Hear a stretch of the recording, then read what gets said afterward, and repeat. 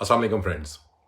आज की वीडियो उन लोगों के लिए है जिनका कनाडा का वीज़ा लग चुका है, जो अभी प्लान कर रहे हैं इस महीने आने का, अगले महीने या अगले 2-3 महीनों में आने का, या जिनका चांस है कि वीज़ा लग जाएगा और वो अगले 3-4 महीनों में कनाडा विज़िट करेंगे। उनसे गुजारिश है, मैं अपनी बार बार वीडियोज़ में एक ही बात कहता आ रहा हूँ कि अपनी रिसर्च करके आएँ। बगैर रिसर्च के ना आएँ, क्योंकि बगैर रिसर्च के आएंगे तो आप अपनी ऑप्शंस को बहुत लिमिटेड कर देंगे। वीडियो शुरू करने से पहले, मैं हूं अजमल और आप देख रहे हैं मेरा यूट्यूब चैनल। और अगर वीडियो अच्छी लगे तो लाइक कीजिएगा, सब्सक्राइब कीजिएगा और बेल का बटन भी दबा दीजिएगा। बेशुमार दोस्तों के वीज़े लगे और बगैर तैयारी के जब वो एयरपोर्ट पे पहुंचे तो उनके साथ बहुत ही अजीब मामलात हुए। अब अजीब मामलात में मैं ये कहूँगा कि सबसे पहला कसूर उनका अपना है कि उन्होंने तैयारी ही नहीं की। अब आप खुद सोचें 2 मिनट के लिए कि अगर कोई बंदा एयरपोर्ट पे पहुंचता है और किसी अच्छे मुल्क के एयरपोर्ट पे पहुंचता है और उससे पूछा जाता है कि जनाब आपके पास, पहला सवाल, आपके पास पैसे कितने हैं, और वो आगे से कहता है कि मेरे पास 3000 नहीं, 300 कैनेडियन डॉलर्स हैं, या 300 यूएस डॉलर्स हैं, या 300 ब्रिटिश पाउंड्स हैं, तो आप अंदाजा कर सकते हैं कि अगले बंदे की क्या हालत होगी। यानी कि मैं तो हैरान हूं और परेशान हूं कि $300 लेके कोई बंदा किसी भी जो तरक्की याफ्ता मुल्क है उसका विजिट कैसे कर सकता है। $300 में तो आजकल पिंडी से कराची का विजिट नहीं होता।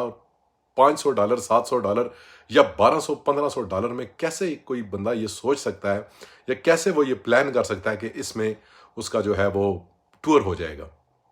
माना कि घूमने के लिए आ रहे हैं, 10 दिन का प्लान है, लेकिन 10 दिन में $300 या $700, $1500।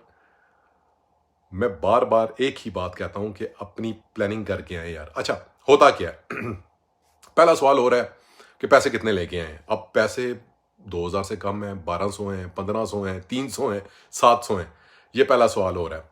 अब जब पहले सवाल पे बंदा फेल हो गया, अब उसने कान खड़े कर दिए अगले बंदे के, कितने पैसे लेके आए हो, $700। अब अगले बंदे को आपने अलर्ट कर दिया।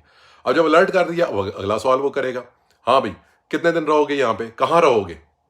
अब होटल बुकिंग ही कोई नहीं है, कोई अता पता ही कोई नहीं है, रहना किधर है, कौन सी नगरी में रहना है, कौन सी गली है, कौन सी स्ट्रीट है, कौन सा अपार्टमेंट है, होटल, कुछ भी नहीं है। अच्छा, फिर फ्लैट हो गया बंदा। अब तीसरा सवाल के अमूमन ये आ रहा है कि यार मिसेस क्यों नहीं आई साथ। अब उस पर भी अजीब अजीब गरीब किस्म के जवाब दे रहे हैं, और फिर अपने मामलात को खुद मशकूक करके फिर हो क्या रहा है।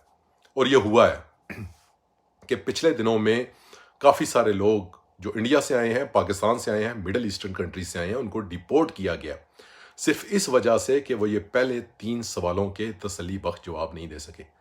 पहली बात, पैसे ही कोई नहीं है या बहुत कम है। दूसरी बात, वो उनके पास कोई अकोमोडेशन का पता अता कोई नहीं है। और तीसरी बात कि अगर उन्होंने कोई ऐसा सवाल कर लिया है उनसे जो कि उन्होंने अपनी एप्लीकेशन में मेंशन किया हुआ था और अब उनका चेंज हो गया, तो उसको जस्टिफाई करें। अगर पहले आप जॉब कर रहे थे और अब आपने बिजनेस शुरू कर दिया है और 3 साल पुरानी आपकी एप्लीकेशन लगी हुई है, 2020 की लगी हुई है, आप उसको जस्टिफाई करें, बताएं उनको कि यार अब उस टाइम मैं जॉब कर रहा था, मैंने अपना कारोबार शुरू कर दिया। लॉजिक के साथ उनको बात करें। इधर उधर की बातें करेंगे तो नतीजा क्या हुआ है कि लोग डिपोर्ट हुए हैं और हो रहे हैं, इन्वेस्टिगेशंस डीप हो रही हैं अब। और दूसरे नंबर पे जिन लोगों को अगर वो थोड़ा बहुत होता है कि उनको कोई 1-2% को मुतमईन होते हैं, उनको फिर जितना उन्होंने प्लान दिया था, मिसाल के तौर पे किसी बंदे ने 12 दिन का प्लान दिया था, उसको 12 दिन की एंट्री दे देते हैं। किसी ने 15 दिन का प्लान दिया था, उसको 15 दिन की एंट्री दे देते हैं।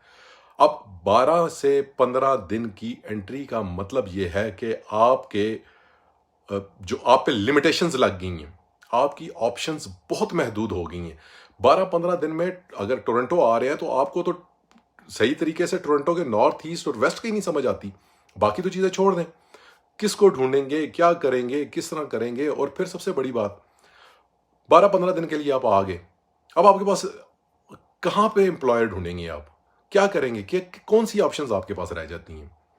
और तीसरी ऑप्शन फिर वहीं पे असाइलम कर देते हैं, उसमें भी आपकी ऑप्शंस बड़ी लिमिटेड हो जाती हैं। क्यों? आपके पास आपने जो भी बताया उसमें अब आपके पास रद्दो-बदल की गुंजाइश नहीं है। अब उसमें आपने कोई ऐसी आपने लूप होल छोड़ दिया है, तो फिर आप क्या कर सकते हैं? कुछ भी नहीं हो सकता, कोई भी कुछ भी नहीं कर सकता उसमें। अगर वहाँ से आपने कोई ऐसी ऐसी बात की है जो कि टेक्निकल पॉइंट्स बेसिस पर नहीं थी, और टेक्निकली आपको पता नहीं था और आपने कोई ऐसी बात की है जो तो हो सकता है कि आपका जो काम हो सकता है कि साल में होना है वही आपका काम 5 सालों में या 10 सालों में चला जाए। तो मैं बार बार आप लोग, अच्छा फिर जब आ जाते हैं, चलें जी एक बंदे को आ गए, पैसे नहीं है उसके पास, फॉर एग्जाम्पल कि वो बगैर नहीं हुआ, कुछ भी नहीं हुआ, सवाल ही नहीं हुए उसे और उन्होंने इजाज़त दे दी और आ गए। अगर आपके पास पैसे नहीं है, आपके पास कोई प्लान नहीं है, तो क्या करेंगे? अगर आपने केस करना है तो आपको पैसे चाहिए, अगर आपने एम्प्लॉयर के पास जाना है तो आपको पैसे चाहिए, अगर आपने घूमना फिरना है तो आपको पैसे चाहिए। अगर आपके पास 1200 है, 1500 है, 2000 है, तो आप ये बताएं कि आप सर्वाइव कैसे करेंगे? एयरपोर्ट पे उतरते सार पहला जो बंदे को सरप्राइज मिलता है, मैं टू बी वेरी ऑनेस्ट, मैं सही बता रहा हूं आपको, वो जो आपके रिलेटिव्स होते हैं, ये वो जो दोस्त यार जो आपको दिन रात आपके साथ कनेक्टेड होते हैं, वो डिस्कनेक्ट हो जाते हैं।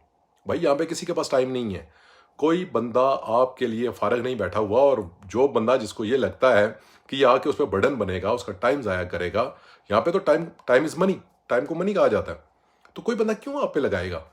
पहले पहले हाथ आपके दोस्त यार और रिश्तेदार जो है वो निकल गए आपसे, और अब आपको खुद भी कुछ नहीं पता, ना आपकी रिसर्च है, ना आपके पास कुछ ऐसा सिलसिला है कि आप कोई होटल में स्टे कर सकें, कोई किसी जगह अपने अपने आप को अकोमोडेट कर सकें, तो क्या करेंगे फिर?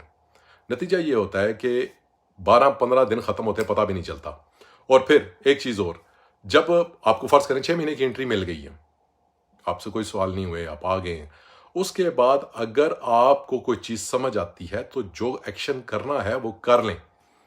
आखिर में आखिरी 1 महीने में या आखिरी हफ्ते 10 दिन में या 15 दिन में करने से बेहतर है कि जो कुछ करना कराना है वो पहले 2-3 महीनों में अपनी रिसर्च करें और फौरन से उसको कर डालें जो कुछ करना है। या आप ये सोचते रहेंगे कि नहीं यार मैंने आखिरी वक्त तक, ये कोई क्रिकेट नहीं है कि आखिरी वक्त तक आप बॉल को जो है वो पेंडिंग करेंगे और आखिरी वक्त में उसको प्ले करेंगे। आपने जो कुछ करना है वो मौके की मुनासबत से, और जब आप आ जाते हैं तो आपके पास टाइम इस तरह निकलता है जिस तरह मुट्ठी में से रेत निकलती है। तो आपके पास ऑप्शंस बड़े लिमिटेड होते जाते हैं जूं जूं आपका टाइम गुजरता जाता है। तो कोशिश करें कि जब आप आए पूरी तैयारी के साथ आए, अपने रिसोर्सेज के साथ आए, अपनी पूरी तैयारी, आपको पता होना चाहिए कि आपने कितने दिन स्टे करना है, इसके लिए आपको कितने पैसे चाहिए होंगे, अगर आपको एक्स्ट्रा पैसे चाहिए होंगे तो उसका बैकअप क्या है, क्या करना है क्या नहीं करना, किस एरिया में लैंड करना है, वहां से कहाँ जाना है, ये आपको पहले से पता होना चाहिए। यहाँ पे आके आपके पास इतना टाइम नहीं होता कि, मैं पहले भी वीडियोस में कह चुका हूँ, कनाडा बहुत बड़ा है और यहाँ पे किसी बंदे के पास कोई टाइम नहीं है। कोई बंदा इतना फारिग नहीं है कि वो आपको यहाँ पे जब आप आ गए, आपके पास तो टाइम है 6 महीने, यहाँ पे किसी के पास टाइम नहीं है, कोई बंदा आपको यहाँ पे गाइड नहीं करेगा। तो अपनी तैयारी वहां से बैठ के, अगर आप समझते हैं कि अभी आपके पास नहीं है एक्सपेंसेस, किसी वजह से हो जाता है, मामला हो जाते हैं ऐसे कि वीज़ा आ गया, तो कोई ऐसी कोई इमरजेंसी नहीं है कि आप उसी महीने में ही आपने ट्रैवल करना है या अगले 10 दिनों में। आप 2 महीने बाद ट्रैवल कर सकते हैं, आप 3 महीने बाद कर सकते हैं ट्रैवल, कोई इशू नहीं है। आप न्यू ईयर पे आ जाए, नो प्रॉब्लम, वीज़ा आपके पास है, आप अगले साल आ सकते हैं। लेकिन जल्दबाजी में अपने मामलात को ख़राब ना करें, आराम सुकून से, आंखें मल मल के वीज़ा मिलता है बंदे को, अपॉर्चुनिटी मिलती है कि यार कनाडा देखें, कनाडा का कल्चर देखें, कनाडा की के बिजनेसेस देखें, कनाडा का के लोगों को देखें, और यहाँ पे आके आप आते सार ऐसा काम करें कि आपको जो है वो बिल्कुल ही, जिसे कहते हैं जंजीरों में बांध के, तो 10-15 दिन या 20 दिन, महीने के लिए आपको छोड़ दिया जाए, तो क्या करेंगे आप? तो मेरी आप लोगों से बार बार गुजारिश है, फिर रिपीट करूँगा, अपनी रिसर्च करें, अपने रिसोर्सेज पूरे करके आएँ, बगैर पेपर वर्क के बिल्कुल ना आएँ, पूरी तहकीक करें, इंफॉर्मेशंस लें, नेट से इकट्ठी करें, वीडियोस से लें, कोई बंदा जानने वाला है उसे प्रॉपर लें, उसे कहें यार सही बातें बताओ, मुझे सीधी सीधी सच्ची बातें बताएं, और पूरी इंफॉर्मेशन लेके पूरी तैयारी करने के बाद आप अपने आप को यहाँ पे कनाडा में आने का आप सोचें।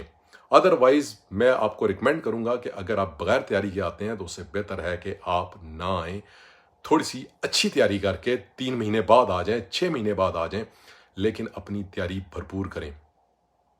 उम्मीद है कि आपको ये वीडियो अच्छी लगी होगी, और वीडियो अगर अच्छी लगी हो तो लाइक कीजिएगा, सब्सक्राइब कीजिएगा और बेल का बटन ज़रूर दबाइएगा